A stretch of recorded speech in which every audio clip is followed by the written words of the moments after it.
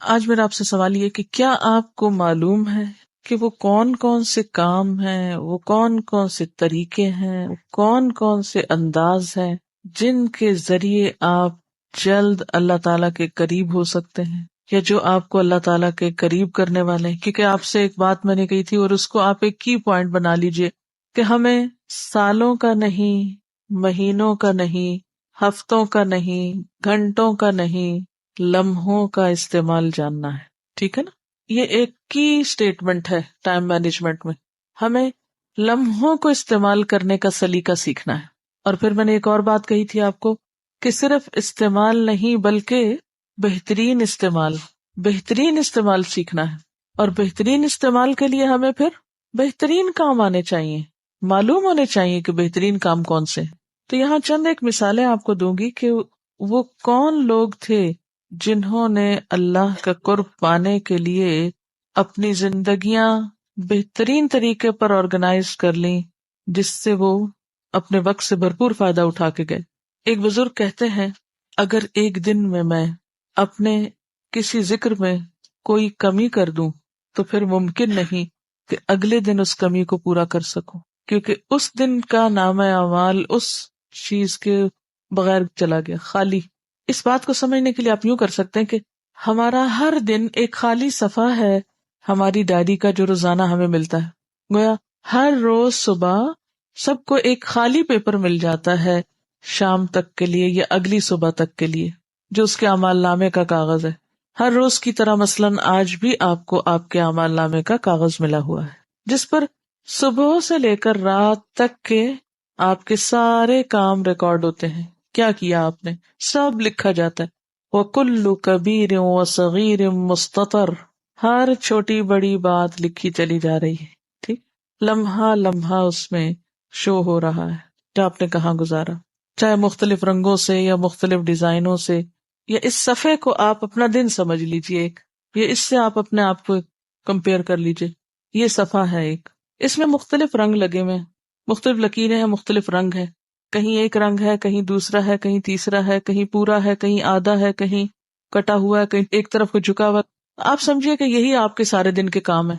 اس طرح اپنے دن کو آپ شو کر سکتے ہیں، یا آپ مثلاً مختلف جگہوں پر مختلف کلرز کے ساتھ یا مختلف ڈیزائنز کے ساتھ یا کچھ گیپس چھوڑ کے کچھ خلا، یعنی مختلف کاموں کو آپ سمبلائز کر سکتے ہیں، مختلف شکلوں یا رنگوں یا ڈیزائنوں بنا سکتے ہیں. ٹھیک ہے، وہ ہے آپ کی زندگی کا ایک دن. اور جو آپ میں سے آرٹسٹ ہیں وہ اسکیچ بھی کر سکتے ہیں. ٹھیک ہے، اسکیچ کر سکتے ہیں آپ. ہر ایک کے اوپر یہ اسائنمنٹ لازم نہیں، لیکن آپ میں سے جن کو اللہ نے صلاحیت دی ہے میں ان سے ریکویسٹ کروں گی کہ وہ دوسروں کو سمجھانے کے لیے کوئی ایسا ایک ماڈل تیار کر لیں. ایک دن کا نقشہ بنائیں، کس میں ایک دن میں ہم جو کچھ کرتے ہیں اس کو مختلف رنگوں سے صرف شو کریں. کہیں کالا رنگ لگائیں برے اعمال کے لیے مثلاً، کہیں گرین رنگ لگائیں اپنے معمولات کے لیے، کہیں نمازوں کو شو کریں، کہیں عبادت کو شو کریں، کہیں حقوق العباد کو شو کریں، کہیں اپنے پڑھائی کو. اور ہر ایک کے جیسے رولز ہیں اس کے مطابق اس کے جو گولز ہیں، ایک ڈیلی گولز کی جو لسٹ ہے آپ کی، اس کو آپ شو کر سکتے ہیں. اب دیکھیے کہ جب تک ہم اپنے اہداف مقرر نہیں کرتے، اپنے گولز متعین نہیں کرتے، اس وقت تک ہمارے اوقات یا ہمارا ٹائم ایٹ رسک ہے، نقصان پر ہے. جلد از جلد اپنے فرائض اور اپنی ذمہ داریوں کی لسٹ بنا کر سامنے رکھ لیں کہ مرنے سے پہلے کیا کیا کر لینا چاہیے آپ کو، کون کون سے قرضے چکا دینے چاہیے، کون کون سے حق ادا کر دینے چاہیے، کون کون سے فرائض پورے کر لینے چاہیے. اور بائی دا وے وقت کون سا ہے وہ موت کا، کیا ٹائم ہے، ٹائم لمٹ کیا آپ کے پاس، لمحے کا نہیں پتا، اس لیے اس میں تاخیر نہیں ہونی چاہیے. وَلْتَنْظُرْ نَفْسٌ مَا قَدَّمَتْ لِغَدٍ، ہر شخص کو اپنا آپ حساب کرنا ہے. کیا ٹاسک ہے میرے، کیا اسائنمنٹس ہیں میری، کیا ذمہ داریاں ہیں میری، کیا فرائض ہیں میرے، کیا امنگیں ہیں، کیا آرزویں ہیں، کیا گولز ہیں، اہداف ہیں، زندگی میں کیا کرنا چاہتی ہوں. تو سب سے پہلے تو قرض اور فرض کی لسٹ بنائیے، مجھ پہ فرض کیا ہے، مجھ پہ قرض کیا ہے، یعنی ذمہ داری کیا ہے. پھر اس کے بعد آپ مزید کیا چاہتے ہیں، خواہشات کی لسٹ بنا لیں، امنگیں، آرزویں، ٹھیک ہے نا، ان کی آپ لسٹ بنا لیں. اچھا، پھر کچھ چیزیں تو سالوں میں ہوگی. ٹھیک، مثلاً عبداللہ بسفر ایک بہت اچھے قاری ہیں، ان سے کسی نے پوچھا کہ تم کیا کرنا چاہتے ہو زندگی میں، جیسے ہمارے یہاں بچے کہتے ہیں ہم پائلٹ بنیں گے، کوئی ڈاکٹر بنیں گے. تو ان سے کسی نے پوچھا کہ تم کیا کرو گے، تو ان کا میں اپنی زندگی میں 1 ملین لوگ حافظ بناؤں گا. ملین جو 10 لاکھ ہوتے ہیں. اب یہ تو نہیں ہو سکتا کہ کوئی اگر یہ گول بنائے اور وہ کہ کل میں اپنا گول پورا کر لوں. یہ نہیں ہو سکتا. کچھ گولز ایسے ہیں جو آپ کی زندگی کے ساتھ لمبی عمر تک چلیں گے اگر آپ کو اللہ نے لمبی زندگی دے دی. ڈپینڈ کرتا ہے تو اللہ کی مرضی، ہمارے ہاتھ میں تو کچھ نہیں. کچھ آپ کے گولز ایسے ہیں کہ جو شارٹ ٹرم ہوتے ہیں، کم وقت کے لیے ہوتے ہیں، تو یہ بھی آپ کو پھر دیکھنا ہوگا. پھر ایک اور حیثیت سے کہ جو آپ کے رولز ہوتے ہیں اسی کے مطابق آپ کے گولز ہوتے ہیں. آپ کا رول کیا ہے؟ مثلاً ایک سب سے اہم رول اس وقت آپ کا کیا کہ آپ ایک طالب علم ہیں، ٹھیک ہے. آپ کے اور بھی رولز ہو سکتے ہیں، مثلاً آپ ایک بیٹی ہیں، آپ ایک بیوی ہیں، آپ ایک ماں ہیں، آپ ایک مثلاً ڈاکٹر ہیں، کچھ بھی ہیں. اس کے مطابق آپ کو اپنے گولز جو ہیں وہ متعین کرنے ہیں. اگر آپ اپنے طالب علم ہونے کی حیثیت سے اپنے گولز متعین کر لیں کچھ، کہ آپ کو ہر روز کیا کیا کام کرنا ہوتا ہے، اس کی ایک لسٹ ہونی چاہیے آپ کے پاس کہ میرا ڈیلی ہوم ورک یہ ہے، میرا روز کا کام یہ ہے. ان گولز میں اضافہ بھی ہوتا چلا جائے گا، ٹھیک ہے نا. تو وہ اگر آپ کے سامنے ہوں گے گولز، تو پھر اس کے بعد آپ دیکھتے جائیں کہ آپ ان میں سے کیا کیا کر رہے ہیں، کیا کر سکتے ہیں، کیا نہیں کر سکتے، ابھی کتنا کام آپ نے کرنا ہے.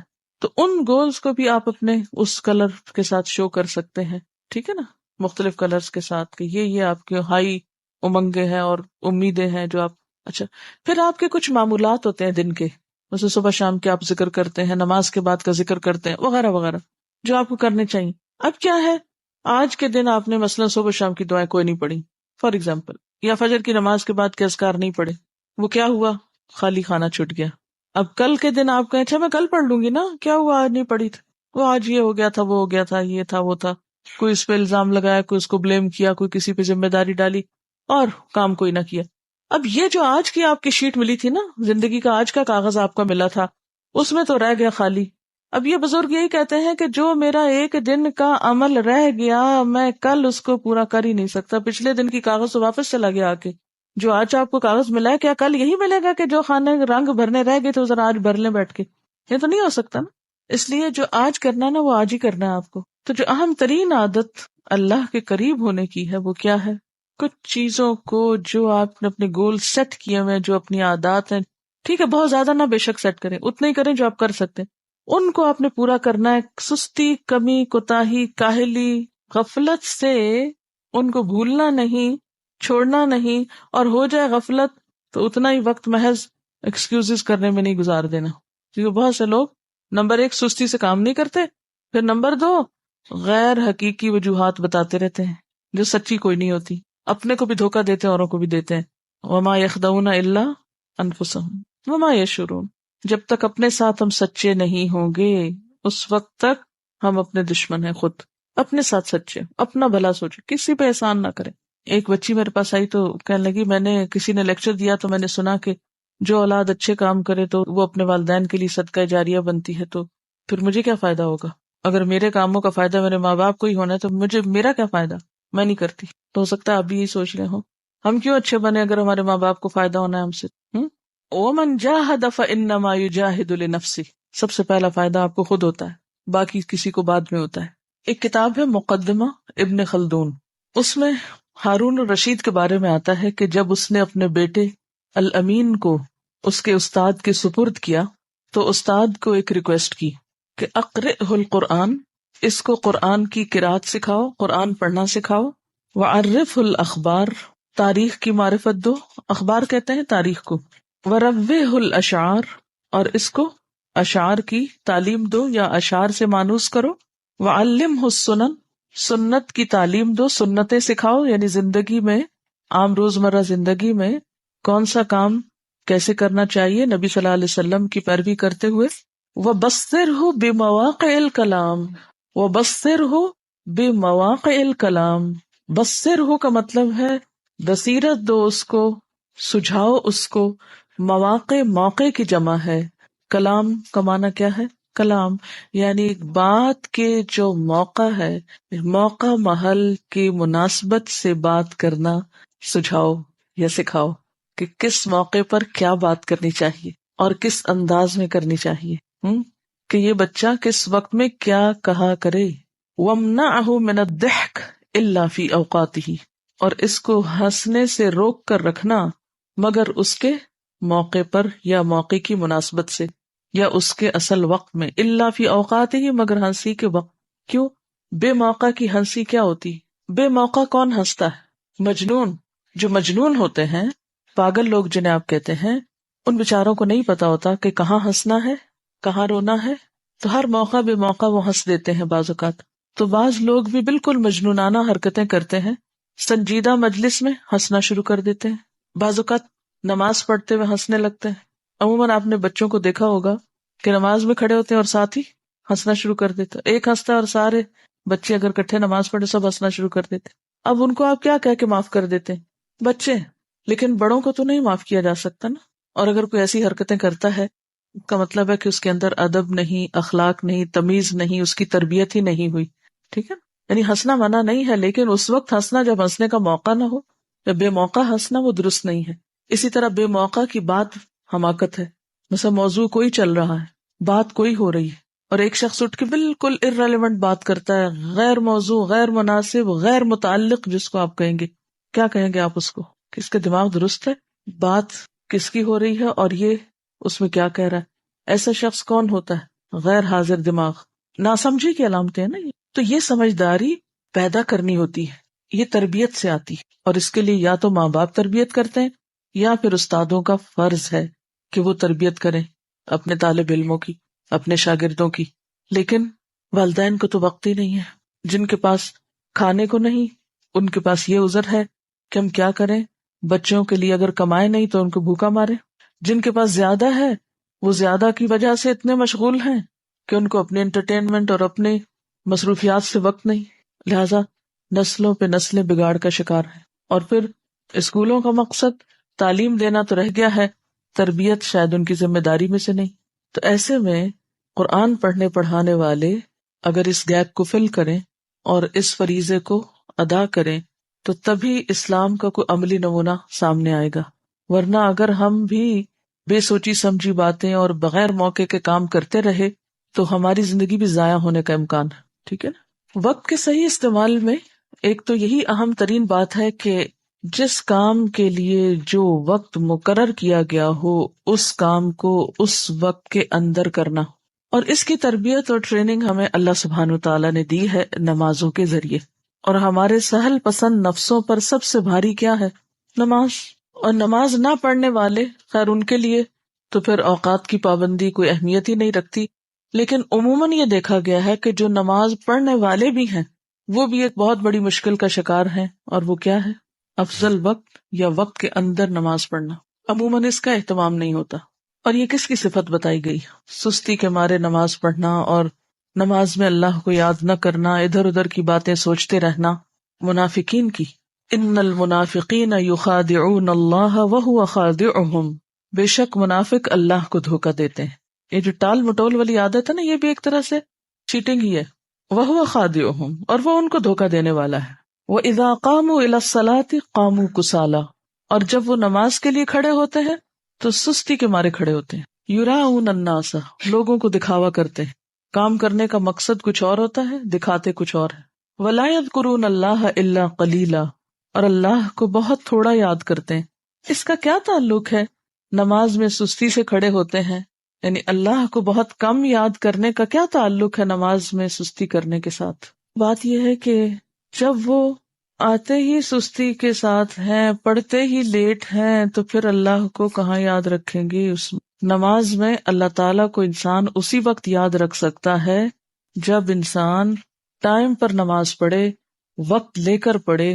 اگر وقت ہی نہیں ہے نماز پڑھنے کا، یا بہت تھوڑا وقت رہ گیا ہے، تو بھلا آپ کس طرح اللہ کو یاد کر سکتے ہیں اس میں؟ پھر تو آپ کا دھیان کس کی طرف ہوگا کہ بہت تھوڑا وقت ہے، جلدی سے نماز پڑھ لوں۔ اسی کی تفسیر آپ صلی اللہ علیہ وسلم نے کی تھی نا، کہ تلک صلاۃ المنافق، تلک صلاۃ المنافق، تلک صلاۃ المنافق، یہ منافق کی نماز ہے، یہ منافق کی نماز ہے، یہ منافق کی نماز ہے۔ 3 دفعہ یہ فرمایا۔ تو پوچھا گیا کہ کون سی نماز منافق کی ہے؟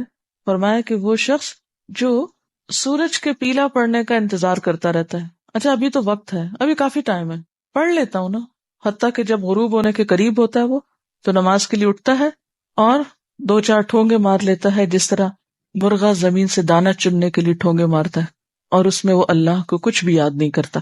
جلدی کی نماز میں پھر اللہ تعالیٰ کی یاد تو نہیں ہوتی ہے، اور جلدی کے 2 ہی سبب ہو سکتے ہیں، جلدی نماز پڑھنے کے 2 ہی سبب ہو سکتے ہیں، ایک تو یہ کہ سستی، اور دوسرے دیر سے پڑھنا، یعنی نماز میں دل ہی نہ ہونا، سستی ہے، نماز کو ایک بوجھ سمجھنا۔ تو جب نماز کے لیے کھڑے ہوئے تو بس جلدی سے بوجھ اتار کے پھینکا. اور دوسرے تاخیر ہو گئی تو اب جلدی پڑھنی پڑے گی. اسی لیے جو شخص اول وقت میں نماز پڑھتا ہے اس کے پاس کافی ٹائم ہوتا ہے، انف ٹائم ہوتا ہے، وہ اطمینان سے پھر نماز پڑھتا ہے، پھر اللہ کو یاد بھی کرتا ہے. اوقات کے صحیح استعمال میں اہم ترین چیز کیا ہے؟ جس کام کا جو وقت ہے اس کو اس وقت کے اندر کیا جائے، اور اس کی تربیت نماز سے شروع کی جائے. آپ سب اگر یہ چاہتے ہیں نا کہ آپ کا وقت صحیح استعمال ہو تو اس کا آغاز کیجئے نماز کو صحیح وقت پر پڑھنے سے، صحیح وقت پر پڑھنے سے.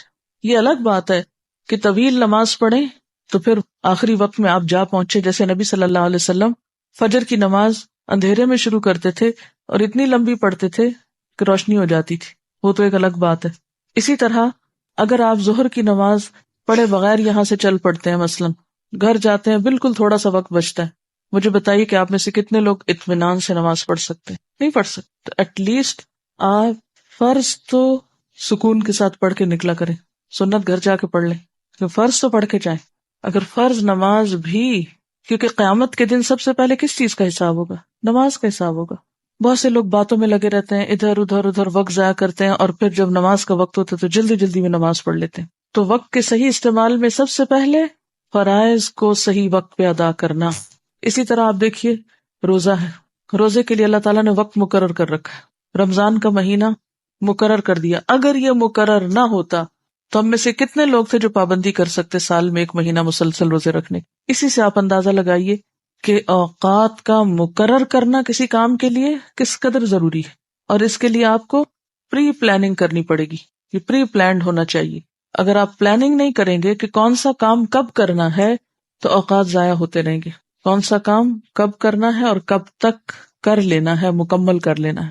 رمضان سے پہلے روزہ کتنے بھاری لگ رہے ہوتے ہیں، آتے ہیں تو پھر جاتے وقت کتنی اداسی ہوتی ہے. اٹ مینس کہ ہم کر سکتے ہوتے ہیں، لیکن اگر ہمیں پابند نہ کیا جاتا نا، ہم پہ فرض نہ ڈالا جاتا، تو شاید ہم کہتے ہم تھک گئے ہیں، 1 دن چھوڑ کے 1 دن رکھ لیتے ہیں، پھر 1 دن چھوڑ کے 1 دن کرتے کرتے 2 مہینے ہو جاتے، نہ یہ کام کر پاتے نہ وہ کر پاتے. اسی لیے منافقین کے بارے میں کیا کہا گیا؟ مذبذبین بین ذالک لا الہ الا ولا الہ الا.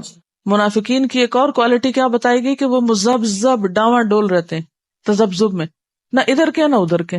تو جو شخص بھی اس طرح زندگی گزارے کہ اس کی زندگی تذبذب میں ہو، نہ ادھر کا ہو نہ ادھر کا، وہ کس کام میں ایکسل کرے گا؟ وہ کس چیز میں ایکسل کرے گا؟ کس چیز میں وہ آگے جائے گا؟ اور یاد رکھیے آخرت میں جو آپ کا مقام ہے نا، اس کی ایک جھلک یہ آپ کی دنیا کی زندگی ہے. جس طرح یہاں زندگی گزار رہے ہیں نا، جس درجے میں خیر بھلائی نیکی کے جس درجے میں آپ یہاں کھڑے ہیں اپنی عبادات میں، اخلاق میں اور باقی معاملات میں، قیامت کے دن بالکل اسی کا دوسرا حصہ آپ کو دیا جائے گا. اور اگر آپ نے اپنے اوقات یہاں ضائع کر دیے نا، اور اپنے اوقات سے صحیح طور پر فائدہ نہیں اٹھایا، اپنے فرائض کو اعلیٰ درجے میں ادا نہیں کیا، تو کل قیامت کو کس بات کا اجر چاہتے ہیں آپ؟ کن بلند درجات کی بات کرتے ہیں؟ جب کرنے کا وقت تھا اس وقت تو کچھ اور کرتے رہے، جب نیکی کے کام کرنے کا وقت تھا اس وقت میں تو ادھر ادھر کے شغل کرتے رہے. اب آگے قیامت کے دن کہ ہمیں جنت کے اعلیٰ درجات چاہیے، یہ کیسے ممکن ہے؟ تو بات یہ ہے کہ ہم کام کر سکتے ہیں، صرف نفس کو ڈھیل دیتے ہیں، لمبی لمبی آرزویں باندھتے ہیں، آج کا کام کل پہ ڈالتے ہیں، اور پھر کچھ بھی نہیں کرتے سوائے حسرت و یاس کے. پھر ہاتھ کیا آ سکتا ہے؟ تو ایک بات یہ ہے کہ اپنے آپ کو ڈھیل نہ دیا کریں. اچھا کر لوں گی، پھر کر لوں گی، پھر کیا ہوا؟ نہیں، خود کو ایک کے بعد ایک چیز میں پابند کریں، باندھیں، روکیں، کھینچیں کہ نہیں یہ تو کرنا ہی کرنا ہے. بس اب بچوں کے ساتھ آپ دیکھیں کہ مائیں کتنی جدوجہد کرتی ہیں، ان کا جی چاہتا ہے ہوم ورک کرنے. کتنے بچے ہیں جو خود آ کے خوشی سے اپنے کرسی میں اس پہ بیٹھ کے ہوم ورک کرتے ہوں، پکڑ پکڑ کے، کھینچ کھینچ کے، اور پھر جب عادت ہو جاتی ہے تو اگلے سالوں میں کیا ہوتا ہے؟ پھر کہنا نہیں پڑتا. تو کوئی بھی اچھا کام ہو، نیکی کا کام ہو، خیر اور بھلائی کا کام ہو، شروع میں آپ کہیں گے نہیں یہ تو ہو ہی نہیں سکتا، میرے لیے تو ناممکن ہے، میں نہیں یہ کر سکتی، میرے بس میں نہیں ہے. لیکن اگر آپ واقعی ارادہ کر لیں تو سب کچھ بس میں ہے، ہو سکتا ہے، کر سکتے ہیں اور کر جائیں گے. اور یہ کام آپ کو اپنے لیے خود ہی کرنا پڑے گا. اس کے لیے آپ اپنے نیکی کے کام، خیر اور بھلائی کے کاموں میں اوپر جانے کے لیے ٹارگٹ رکھا کریں. کیسے؟ مثلاً آپ اس کو ایک پہاڑ کے اوپر چڑھنے سے تعبیر کریں یا اس سے تشبیہ دیں. آپ اپنے ٹارگٹ رکھیں، اچھا مجھے اتنی دیر میں یہاں تک پہنچ جانا چاہیے. جیسے کبھی آپ اگر سفر کر رہے ہوں مثلا گاڑی پہ اگر سفر کر رہے ہوں اور آپ نے نوٹ کیا ہوگا کہ آپ سوچتے اچھا کتنے مائل ہو گیا سفر، اتنے مائل، اچھا اتنا باقی ہے، وہ مائل سٹون پہ آ بھی جاتا ہے نا کتنا باقی، کہتے میرا خیال ہے کہ 1 گھنٹہ لگ جائے گا، اور عموماً سفر میں ایسی گفتگویں کرتے ہیں نا، بس 1 گھنٹے کی بات ہے پہنچ جائیں گے، اور میرا خیال ہے شاید ہی کوئی شخص ایسا ہو جو سفر کرتے ہوئے، اچھا چھوڑیے باقی یہ جو گھر سے آتے جاتے ہیں روز، تو ہو سکتا ہے کچھ لوگوں کی عادت یہ کہ بار بار اپنی گھڑی یا گاڑی کی گھڑی دیکھتے رہتے ہوں کہ اچھا کتنے منٹ ہو گئے اور کتنا رہ گیا، آدھا ہو گیا یا کوارٹر ہو گیا یا کتنا ہو گیا، دیکھتے ہیں نا، ایک ٹارگٹ ہوتا ہے اتنی دیر میں ہم پہنچ جائیں گے، یہ تو آپ بندھے ہوئے ہیں نا، تو اس لیے بس اس میں آپ خود سوچتے رہتے ہیں، کچھ چیزوں کے ٹارگٹ آپ خود سیٹ کیا کریں، سامنے گولز رکھے کریں اپنے، اتنے دنوں میں اتنے وقت میں یہ کام مجھے کر لینا ہے اور میں کر لوں گی، ہو جائے گا، کیوں نہیں ہوگا، ہو سکتا ہے، انڈر ایسٹیمیٹ نہیں کیا کرے، اور اگر نہ ہونے کا ڈر ہو تو اللہ سے دعا کیا کرے کہ اللہ تعالیٰ اوقات میں برکت پیدا کر دے۔ اچھا تو بات میں یہ کر رہی تھی کہ ایک دم سے بڑے بڑے ہائی ہوپس اور ہائی گولز نہ بھی رکھیں اگر، تو چھوٹے چھوٹے رکھا کریں، جب ایک تک پہنچ جائیں تو اس سے کیا ہوگا، ایک سینس آف اچیومنٹ ہوگی نا، کانفیڈینس ڈیولپ ہوگا، پھر اس کے بعد ایک اگلا اور رکھ لیں، پھر اگلا، پھر اگلا اگلا کرتے کرتے آپ وہاں تک پہنچ جائیں گے۔ اگر آج آپ دنیا میں جنت الفردوس کو اپنا گول بناتے ہیں جیسا کہ بنانے کو کہا گیا ہے، آپ صلی اللہ علیہ وسلم نے فرمایا کہ جب تم اللہ سے مانگو تو کیا مانگو، جنت الفردوس مانگو، کیونکہ وہ جنت کا اعلیٰ ترین حصہ ہے۔ اچھا ہم کبھی کسی کو کہیں یا کوئی ہم سے کہے تو ہم کیا کہتے ہیں، میں تو اس قابل ہوئی نہیں کہ وہاں پہنچ جاؤں، اس لیے کچھ کرنے کی ضرورت ہی کیا، میرے تو بس میں ہی نہیں، پہلے سے ہی سوچ لیتے ہیں یہ نہیں ہو سکتا، یہ بس خیال ہے۔ تو جو شخص اپنے کاموں کی ابتدائی مایوسی سے کرتا ہے اس سے پھر کس چیز کی توقع رکھی جا سکتی؟ صحابہ کرام اس سے برعکس سوچتے تھے، وہ جنت کو پانے کی سچی طلب اور تڑپ رکھتے تھے، اور واقعی وہ سمجھتے تھے کہ ایسا ہو سکتا ہے، اور اس کے لیے وہ ہر چیز چھوڑنے کو تیار ہو جاتے تھے، جان ہو مال ہو کچھ بھی چھوڑنے کو۔ اب دیکھیں نا جو پہاڑ کی چوٹی پہ چڑھنا چاہتا ہے وہ زمین چھوڑے گا نا، جہاں کھڑا وہ چھوڑے گا نا، وہ چھوڑ کے اوپر پہنچے گا نا، تو کچھ پانے کے لیے کچھ دینا تو پڑتا ہے۔ پھر آپ یہ دیکھیں کہ ملے گا کیا اور چھوڑ کیا رہے ہیں، کس کی قیمت زیادہ ہے، جس کی زیادہ ہے اس کو لے لیں، اور جس کی تھوڑی ہے اس کو چھوڑ دیں، اس کی قربانی کر لیں۔ اچھا اس کو ایک اور چھوٹی سی مثال سے سمجھیں، مثلاً عبداللہ بن عبد الملک کہتے ہیں کہ ہم اپنے والد کے ساتھ جب سفر کر رہے ہوتے تھے تو ہمارے والد ہم سے کہتے سبحوا حتی تأتوا تلک الشجرہ، اچھا تم سب بچوں تسبیح کرو جب تک وہ درخت آ جائے، یعنی سفر کر رہے ہیں، پہلے تو وہ اونٹوں اور گھوڑوں وغیرہ پہ سفر ہوتا تھا تو صحرا میں دور دور درخت نظر آتے تھے، وہ گھنے درخت بہت زیادہ تو نہیں تھے عرب کے ملک میں، ایک جگہ سے چل رہے وہ دور ایک درخت نظر آ رہا ہے تو بچوں کو کام لگا دیتے جب تک وہ درخت آتا ہے تم تسبیح کرنا شروع کر دو، وہ کہتے ہم کرتے جاتے، فنسبح حتی نأتیہا، کہتے جب ہم اس پہ پہنچ جاتے تو اگلا کوئی درخت دکھا دیتے، اچھا کبروا حتی تأتوا تلک الشجرہ، اللہ اکبر پڑھتے رہو جب تک وہ درخت آ جائے، اچھا وہ ہم پڑھتے رہتے، اور پھر جب اس پہ پہنچتے تو کچھ اور ٹارگٹ دے دیتے، اس پہ پہنچتے کچھ اور دے دیتے، اور اس طرح سفر بھی ختم ہو جاتا، دلچسپ ہو جاتا، اور اس کے ساتھ ساتھ نیکیاں بھی ملتی، وہ وقت کا کتنا بہترین استعمال ہوتا۔ اچھا یہاں ان کی ایک حکمت ہے نا کہ اگر بچوں کو کہتے دیکھو آدھا گھنٹہ تو تم تسبیح کرو اور آدھا گھنٹہ تکبیر پڑھو اور آدھا گھنٹہ فلاں کرو اور آدھا گھنٹہ وہ، تھوڑی دیر میں بچے بھول جاتے۔ اب جب وہ نصب العین سامنے آ گیا کہ وہاں تک پہنچتے ہوئے یہ کام کرنا ہے تو ایک پلاننگ ہے نا۔ اچھا مثلاً ہم نے آپ کے ساتھ ایک پلاننگ کی ہوئی ہے، اس کے لیے کیا ہے، وہ لیسنس کو ڈے وائز الگ الگ کیا ہوا کہ اس دن اتنا ہو جانا چاہیے۔ اب بعض اوقات کیا ہوتا ہے وہ سسٹم خراب ہو سکتا ہے اور آپ کا ٹارگٹ جو ہے وہ پورا نہیں ہو سکتا۔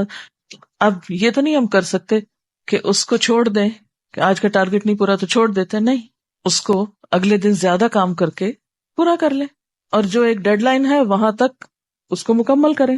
باقی بہت سی بیچ میں ایسی چیزیں آ جاتی ہیں جو مرضی کے خلاف ہوتی ہیں، انسان کو مشین نہیں، مشین بھی ہو تو مشینیں بھی خراب ہوتی ہیں، ٹھیک ہے نا، مشینیں بھی خراب ہو جاتی ہیں، انسان کے ساتھ بیماری بھی ہے، مسائل بھی ہیں، بہت سی چیزیں لگی ہوئی ہیں، لیکن ان میں سے کسی بھی چیز کو اپنے راستے میں رکاوٹ نہیں بننے دینا چاہیے کہ اچھا اب یہ ہو گیا تو اب سب بیٹھ جاؤ، سب کام چھوڑ۔ ہم تو انتظار میں رہتے ہیں کہ کوئی ایسی ایمرجنسی ہو، خدا نخواستہ کوئی چیز ہو تو ہم ذرا آرام کر لیں، خوش ہو جائیں کہ شکر ہے کام نہیں کرنا پڑا۔ نہیں، اپنے ٹارگٹ مقرر کر رہے اور چھوٹے چھوٹے رکھتے جائیں، جب اس کو اچیو کر لیں تو اگلے پہ، اگلے سے اگلے پہ، اگلے سے اگلے پہ، تو انشاءاللہ آپ اس طرح اپنے اوقات کو صحیح طور پر استعمال کریں۔ آپ دیکھیں کہ اللہ تعالیٰ سارا سال ہم سے پابندی کراتے ہیں چھوٹے یونٹ میں، یعنی دن کے 5 حصوں میں 5 نمازیں پڑھوا کر، پھر سال میں روزے رکھوا کے، پھر اسی طرح زکوٰۃ، پھر اسی طرح حج، سب ٹائم کے ساتھ بندھے ہوئے ہیں نا. تو اپنے کاموں کو، جسے پہلے بھی میں نے کہا تھا، اپنے کاموں کو اوقات کے ساتھ باندھ لے. بہت سے لوگ اپنا کافی وقت صرف اس میں ضائع کرتے رہتے ہیں کہ وہ اپنی مصروفیات کی کہانی سناتے رہیں. کچھ لوگوں کی عادت ہوتی ہے ہر وقت اپنی مصروفیات کی کہانی سناتے رہتے ہیں. تھوڑا سا کام کر لیتے ہیں، پھر اگلے وقت میں اس قصے کو دہراتے ہیں. اچھا پہلے میں نے یہ کیا، پھر یہ کیا، پھر یوں ہوا، پھر وہ آیا، پھر وہ گیا، پھر وہ رودات سنا کے پھر اگلا کوئی کام شروع کرتے ہیں. بولا اس کا کیا مقصد ہے؟ پھر جو کوئی کام نہیں کرتے، گلٹ ہوتی ہے اندر، پھر اس کا تذکرہ کرتے رہتے ہیں. کوئی پوچھے نہ پوچھے دہرائے چلے جاتے ہیں قصہ.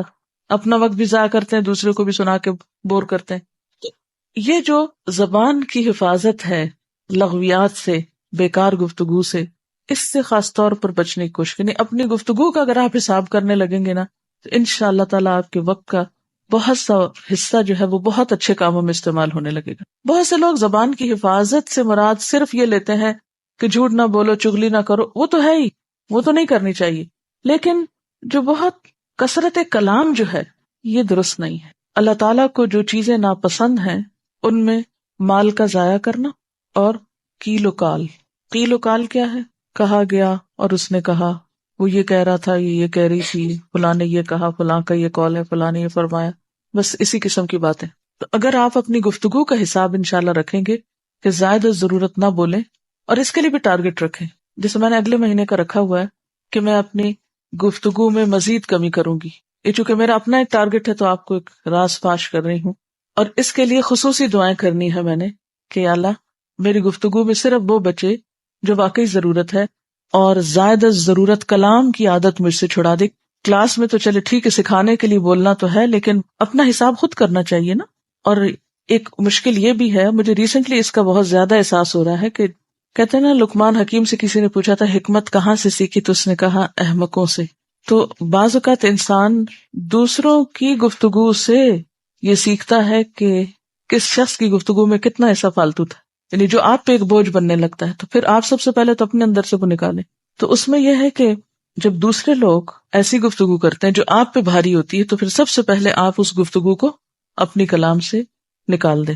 ایک اور بات یہ ہے کہ جو انسان کی عمر زیادہ ہوتی جاتی ہے، تو آپ نے نوٹ کیا ہوگا کہ اس میں بھی شاید معلومات زیادہ جمع ہو جاتی ہیں اندر، یا معلوم نہیں کیا مشکل ہوتی ہے، تو گفتگو طوالت پکڑنے لگتی، یا پھر اپنے اوپر کنٹرول کم ہو جاتا ہے انسانوں کا.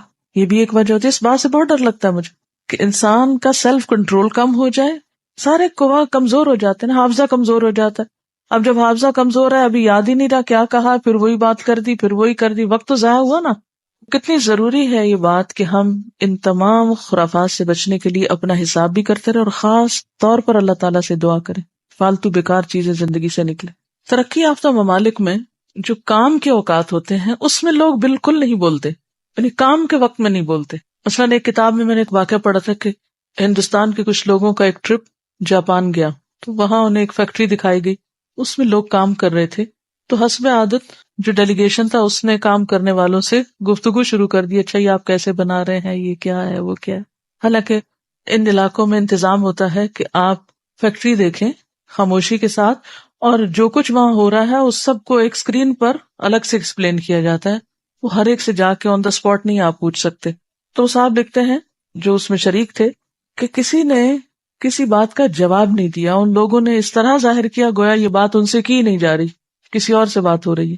اچھا اب ہوا یہ کہ جب بریک ہوئی فیکٹری میں تو وہ صاحب جو ان کی بات کا جواب نہیں دے رہے تھے وہ آئے اور انہوں نے کہا کہ اصل میں ہم کام کے اوقات میں بات نہیں کرتے، کام کا وقت کام کا وقت ہے. اچھا اس کی ٹریننگ بھی ہمیں اللہ تعالیٰ نے دی ہے، کہاں؟ نماز میں. اگر آپ نماز پہ غور کریں تو نماز اگر ہماری درست ہو جائے اور نماز کا ہم صحیح فائدہ اٹھائیں تو ہماری ساری زندگی درست ہو سکتی، سارے عمل درست ہو سکتے ہیں. اچھا ہم لوگ اگر اپنے کام کے اوقات میں بولنا چھوڑ دیں ایٹ لیسٹ، تو آپ دیکھیں گے کہ کام بھی جلدی ختم ہو جائیں گے. ہمارے کام لمبے کیوں چلتے ہیں؟ کام ختم ہو کے کیوں نہیں دیتے؟ ہم کھانا پکا رہے ہیں یا کھانا کھا رہے ہیں یا کوئی بھی کام کر رہے ہیں تو آپ نے دیکھا ہوگا کہ وہ کام آدھے گھنٹے کا کام تھا، وہ گھنٹے سے بھی آگے نکل گئے، ہم ٹارگٹ میٹ ہی نہیں کر سکے. وہ ٹائم ٹیبل سارا ہی ڈسٹرب ہو گیا. کئی لوگ ٹائم ٹیبل بناتے ہیں اور پھر خود بھی اس کی پیروی نہیں کرتے، اس کو فالو نہیں کرتے. تو اب کیا ہوتا ہے کہ وہ کچھ بھی نہیں کر پاتے زندگی میں. تو اس میں اگر کام کے اوقات میں مثلاً آپ نے اگر اپنے پڑھائی کے لیے جو وقت مقرر کیا نا گھر میں، آپ اس وقت میں کسی ایسی جگہ چلے جائیں جہاں آپ پھر اس ٹائم میں بات نہ کریں کسی. اچھا، بعض لوگوں کا حال کیا ہوتا ہے، یہاں سے جاتے ہی بستہ کھول لیتے ہیں، کتاب کھول کے بیٹھ گئے، اور وہ بھی قرآن شریف. اچھا، پڑھ رہے ہیں، ساتھ اس کو کوئی انسٹرکشن دے رہے ہیں، پھر پڑھ رہے ہیں، اس کے ساتھ بات کر رہے ہیں، پھر پڑھ رہے ہیں، پھر 4-5 گھنٹے وہ بھی ساتھ ہے، وہ بھی ساتھ. گھر والے یہ امپریشن لے رہے ہیں کہ وہاں سے کام بہت زیادہ ملتا ہے، اور یہ تو سارا وقت ہی کام کرتے رہتے ہیں. آپ بھلے ان سے باتیں کریں، لیکن ان کو بھی سیٹسفیکشن نہیں ہوتی کہ آپ نے ان سے کوئی بات کی، اور پڑھائی بھی نہیں ہو پاتی. تو اس کے لیے آپ کیا کر سکتے ہیں کہ جاتے ہی بستہ نہیں کھولیں، آپ جائیں، جو بھی آپ کی روٹین ہے، نماز کی، آرام کی، کھانے کی، گھر والوں کو ٹائم دینے کی، گھر کے کسی کام کی، یا کچھ بھی جو بھی ہے اسے کر لیں. اور پھر آپ مثلاً مغرب تک ایک ٹارگٹ رکھیں کہ یہ ٹائم میرا ہے گھر والوں کے لیے، کھانا پکانے کے لیے، یا جو بھی آپ کے ذمہ ڈیوٹی ہے، 2 گھنٹے ہیں، 3 ہیں، 4 ہیں، جتنے بھی آپ کو ملے اس میں وہ کر لیں. اس میں آپ کتابوں کی طرف نہ جائیں. جب اس سے آپ فارغ ہو جائیں تو پھر آپ گھر والوں کو اس پر ٹرین کریں آہستہ آہستہ کہ اب آپ کے پڑھنے کا وقت آ گیا ہے، اب سب یہاں سے چلے جائیں یا آپ وہاں سے نکل جائیں. چاہے ایک کمرے کا گھر ہے نا، تو اس میں بھی ایک کونا فکس کریں، جگہ مقرر کریں، ٹائم مقرر کریں، اور اس ٹائم میں اپنا ٹارگٹ پورا کریں. بعض لوگ کتاب کھول کے بھی دنیا بھر کی باتیں سوچتے رہتے ہیں، پھر خیال آتا ہے اوہو، پھر شروع ہو جائے، پھر ادھر. یہ بھی وقت کا ضائع کرنا ہے. جو ٹائم مقرر کیا ہے اس کو سامنے رکھیں اور دیکھیں کہ کیا آپ کی جو ٹارگٹ تھا وہ درست تھا، کتنے منٹ میں اتنا کام ہو سکتا ہے، اسے کریں. اور اگر بیچ میں آپ بریک لینا چاہیں تو پھر اس بریک کو بھی انجوائے کریں. اب دیکھیں کہ ترقی یافتہ ممالک میں کیا ہوتا ہے، کام کے اوقات مقرر ہوتے ہیں. مثلاً 8 بجے اگر دفتر کا ٹائم ہے تو 8 بجے ہی شروع ہوتا ہے، اور پھر 10 بجے اگر بریک ہے تو 10 منٹ کی، تو وہ 10 منٹ کی بریک میں کوئی کام نہیں کرتا. ہم لوگوں کا حال کیا ہے، جو بریک کا ٹائم ہوتا ہے اس میں ہم کام کرتے ہیں، جو کام کا وقت ہوتا ہے اس میں ہم بریک لیتے ہیں. اچھا، پھر اسی طرح پھر اگلا کام کا وقت ہے تو اس میں پھر یکسوئی سے کام. تو آپ کو معلوم ہے کہ ویسٹ میں گھنٹوں کے اعتبار سے پے دی جاتی، مہینے کی تنخواہ نہیں ہوتی، وہاں ہفتہ وار ہوتی ہے عموماً، اور ہفتے میں بھی ہر دن کے الگ آورز کاؤنٹ کیے جاتے ہیں. عموماً فیکٹریز میں وہاں کیا بنا ہوا ہے، کارڈ ہوتا ہے، یعنی جب ایک شخص کام کے لیے انٹر ہوتا ہے تو وہ ایک مشین سے کارڈ گزارتا ہے، وہ ٹائم نوٹ ہو جاتا ہے، اتنے بجے آئے تھے اس تاریخ کو. جب نکلتے ہیں تو تب بھی، تو جب سیلری لینی ہوتی تو اس کارڈ سے اس کا وہ ڈاٹا جمع ہو جاتا ہے کہ اس شخص نے اتنے گھنٹے کام کیے، اتنے گھنٹے. مثلاً اگر ایک شخص ہر روز صرف 5 منٹ لیٹ آتا ہے، صرف 5 منٹ، تو 5 دنوں میں، اگر وہاں عموماً 2 دن چھٹی ہوتی ہے، تو 5 دنوں میں وہ کتنے منٹ لیٹ آیا، 25 منٹ. اب وہ 25 منٹ کی سیلری کاٹ لیں گے، اور کاٹ لی جاتی ہے وہاں، کیونکہ 25 منٹ ایک اچھا خاصا وقت ہے. ہمارے ہاں 5 منٹ تو کیا، گھنٹوں کے حساب سے لوگ لیٹ پہنچتے ہیں کام پر، اور ندامت بھی نہیں ہوتی ان کو کہ انہوں نے کوئی نقصان کیا ہے اپنا بھی، اور جہاں وہ کام کر رہے ہیں ان کا بھی. اور اس میں دنیا میں باقاعدہ مقابلے ہیں، اور ہر سال یہ دیکھا جاتا ہے کہ اس سال کس ملک میں ورکنگ آور کتنے تھے، ایک ایوریج شخص نے کتنے گھنٹے روز کام کیا، کیونکہ وہاں بیکاری کا تو سوال پیدا نہیں ہوتا الا یہ کہ کوئی بیمار ہو. اب مثال کے طور پر یہ ایک اسٹیٹسٹکس ہے میرے سامنے، 1970 میں امریکہ میں ایوریج ہفتہ وار کام 39.8 گھنٹے تھا، 1975 میں 39.5 تھا، 1980 میں، یعنی ہر 5 سال کا یہ انہوں نے جائزہ لیا، 39.7 تھا. یہ 0.7 0.5 0.8 کا کیا مطلب ہے کہ یہ بھی گنا گیا ہے. جاپان میں 43.3 70 میں، 38.8 75 میں، اور پھر 41.2 80 میں. اسرائیل میں 42.1 1970 میں، 40.3 75 میں، 38.3 80 میں. کہ یہ قوم نے جو کام کیا ہے اتنے گھنٹے روز. اور اس میں پھر مقابلہ ہے کہ نمبر 1 اس عرصے میں کون تھا، نمبر 2 کون تھا، نمبر 3 کون تھا. کوئی مسلمان ملک اس لسٹ میں شامل نہیں ہے. یہ بتا رہی ہے کہ ڈھارکی میں ایشیا کا سب سے بڑا ایگرو کیمیکل کا پلانٹ ہے، اور اس میں توسیع ہوئی تو چائنا سے خواتین ورکرز آئیں، تو لوگوں نے کہا کہ یہ عورتیں کیا کام کریں گی، تو آپس میں بہت باتیں کریں گی. لیکن انہوں نے اتنی اوقات کی پابندی اور محنت کے ساتھ اپنے کام کو کیا کہ وقت سے پہلے اپنا ٹارگٹ مکمل کر لیا، یعنی وقت سے پہلے اپنا گول اچیو کر لیا، اور وقت سے پہلے جو پلانٹ تھا اس کی جو توسیع کا کام تھا وہ مکمل ہو گیا. اور کام کے اوقات میں بالکل بات نہیں کرتی تھی، ایک بریک میں وہ والی بال کھیلتی، چھٹی کے وقت سوئمنگ کرتی، اور بہت ایکٹیولی سب کام ہو رہا تھا. ہمارے ہاں نہ کام کے وقت میں کام کی عادت ہے، نہ ہی کام کا احترام ہے. ہاں تمنائیں بہت بڑی ہیں، کیا چاہتے ہیں، دین کی خدمت چاہتے ہیں. دنیا کے کام تو محنت کے بغیر ہوتے نہیں. دین کا کام ایک ایسا کام ہے جو بغیر کسی منصوبہ بندی کے، بغیر کسی محنت کے خود ہی ہو جاتا ہے. ہمارے ہاں تو جمعے کی چھٹی بھی نہیں ہے، اس میں بھی کام ہے. کیا سکھایا گیا ہے کہ اذا قضیت الصلاۃ فانتشروا، جب نماز ہو جائے تو فانتشروا فی الارض فابتغوا من رزق اللہ، کام کرو، رزق تلاش کرو. تو ہمیں اگر ہم واقعی چاہتے ہیں کہ اپنے اوقات کو صحیح استعمال کریں تو نمبر 1 پلاننگ بے حد ضروری ہے، اور اس کے لیے گولز، اور گولز بھی ہر شخص کے مختلف ہوں گے. ہر شخص کے گولز اس کے رولز کے مطابق ہوں گے. جو آپ کے رولز ہیں، کچھ رولز تو آپ کے مینڈیٹری ہیں جن کو آپ تبدیل نہیں کر سکتے.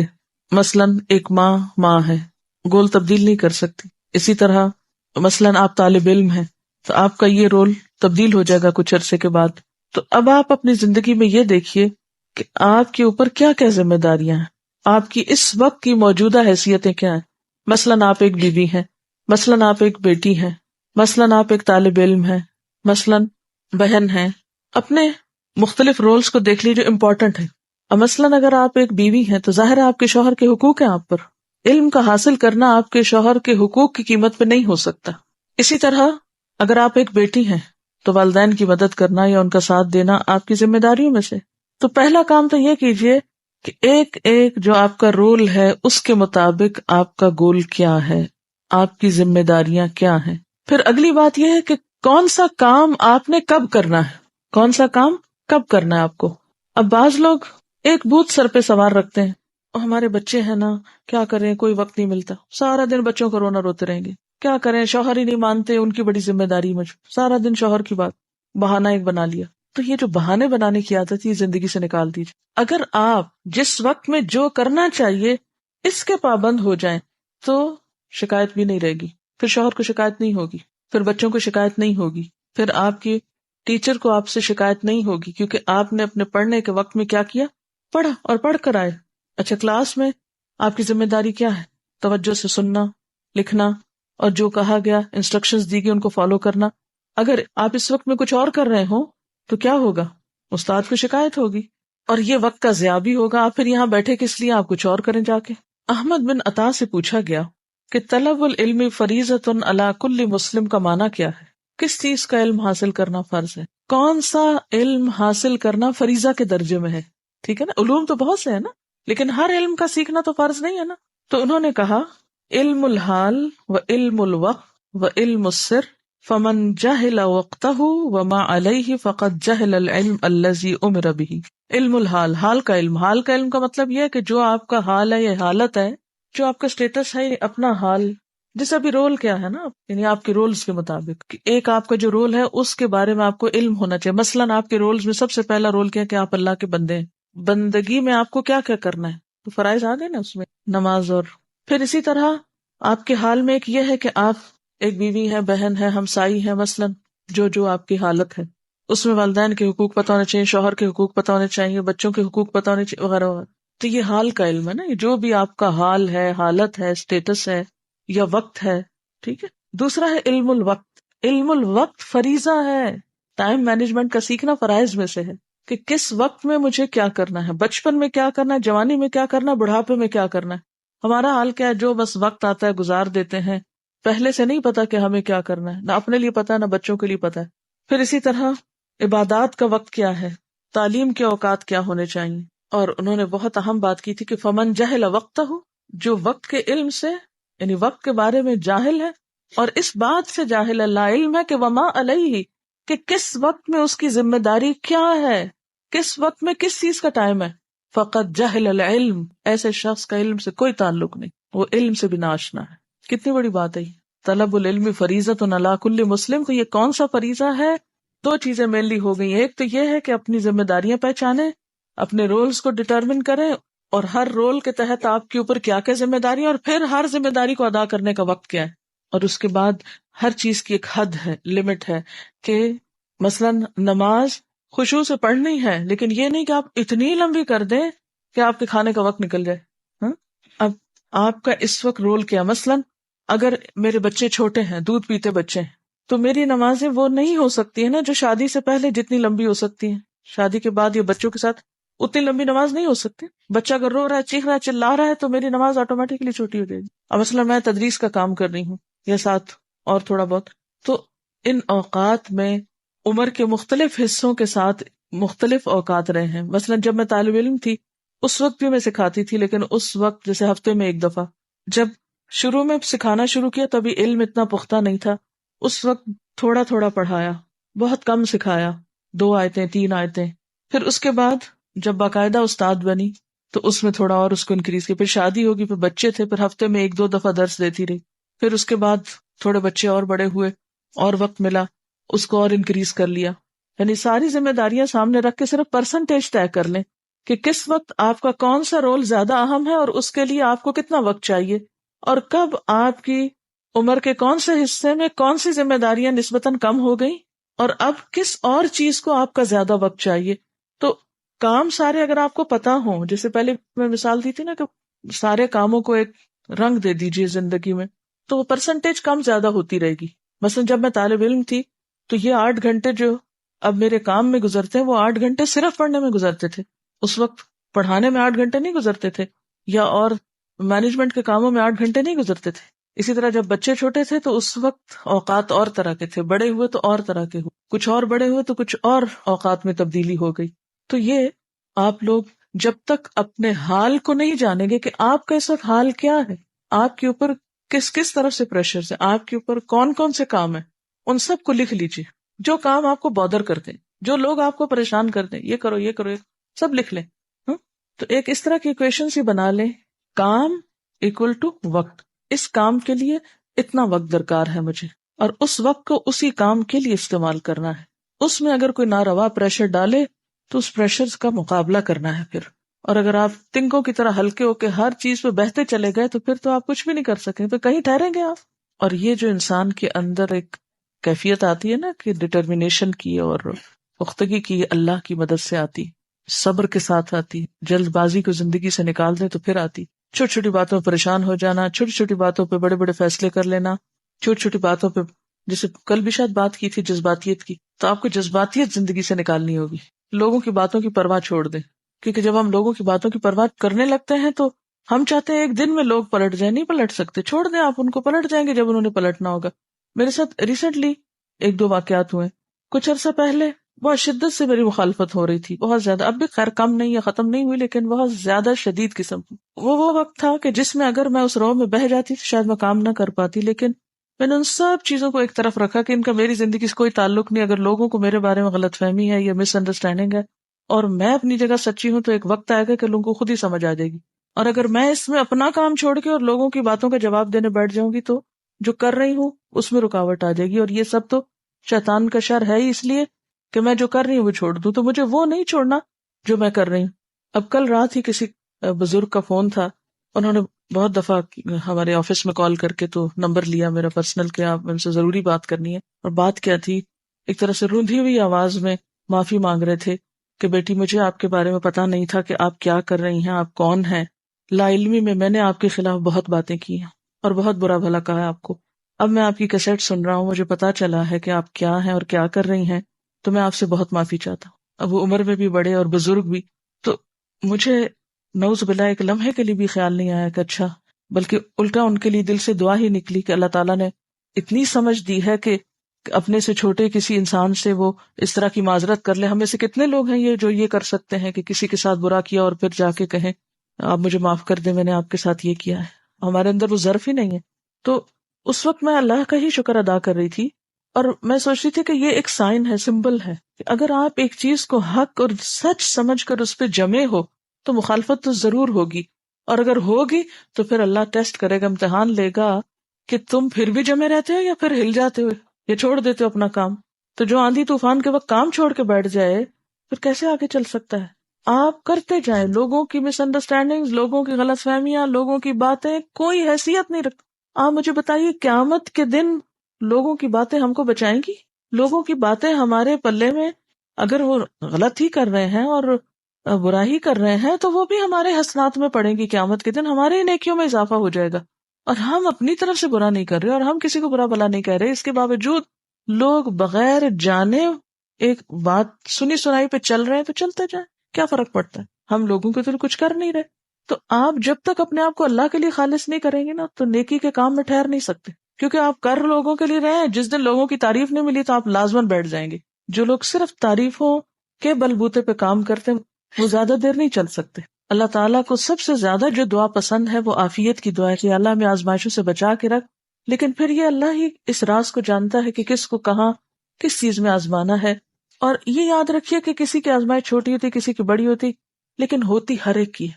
ایک تو یہ بات زندگی میں یاد رکھیں، اگر ہم سمجھتے ہیں کہ دین کے راستے میں ہمیں کوئی رکاوٹ نہیں، گھر والوں کا سب تعاون حاصل، ہو سکتا ہے صحت کے کسی مسئلے میں آزمائے جا رہے ہو سکتا ہے کوئی مال میں آزمایا جا رہا، ہو سکتا ہے کوئی اولاد میں آزمایا جا رہا، ہو سکتا ہے کوئی شوہر کی طرف سے آزمایا، ہو سکتا ہے کوئی بیکار کی کسی اور چیز میں. تو ایک یاد رکھیے، یہ دنیا تو ہے ہی امتحان، اس میں امتحان تو ہونے ہیں، اس کے بغیر نہیں آپ زندگی گزار سکتے. لیکن امتحان کے وقت کون سا رویہ درست ہے یہ جاننا بھی بے حد آپ کو ضروری. تو یہ علم الحال ہے کہ کس وقت میں کیا ایکشن لینا ہے، کس کام کو کس طریقے پہ کرنا ہے، کس چیز کے لیے کیا وقت مقرر ہے. اور جب تک یہ آپ نہیں کریں گے اس وقت تک بات نہیں بنے گی. کیونکہ جو چیزیں اللہ نے فرائض کے درجے میں رکھ دی ہے نا، مثلا نماز فرض ہے، اب آپ 100 بہانے بھی کریں تو کیا کوئی ایک بھی قبول ہے اس میں سے؟ تب بھی قبول نہیں ہے. نماز نماز ہے جو وقت کی پابندی کے، ان الصلاۃ کانت علی المؤمنین کتابا موقوتا، وقت کی پابندی کے ساتھ فرض ہے، کوئی بہانہ نہیں چلے گا. اسی طرح ماں باپ کے ساتھ احسان کا رویہ فرض ہے، کوئی بہانہ نہیں چلے گا. اسی طرح کچھ اور کام ہے جیسے طلب العلم فریضۃ، علم حاصل کرنا فرض ہے، کوئی بہانہ نہیں چلے گا. تو ہمیں بہانے بنانے سے نکل آنا ہے، بہانے چھوڑنے ہیں. جو کرنا ہے چاہے کڑوا ہے چاہے میٹھا ہے اسے کر کے چھوڑنا ہے، اپنے آپ سے کروانا ہے. اور بعض اوقات ایسا ہوتا ہے نا کہ جیسے آپ خود نہیں کر پا رہے تھے، وتواصوا بالحق وتواصوا بالصبر کر لیں، کسی کو تھام کے اٹھ جائیں، چلیے وقت ختم ہو گیا. اور وقت کا موضوع تو ختم نہیں ہو سکتا، لیکن آن دا ہول جو اہم ترین حصہ تھا اس میں وہ ہو گیا. سبحانک اللہم و بحمدک نشہد ان لا الہ الا انت نستغفرک و نتوب الیک. والسلام علیکم ورحمۃ اللہ وبرکاتہ.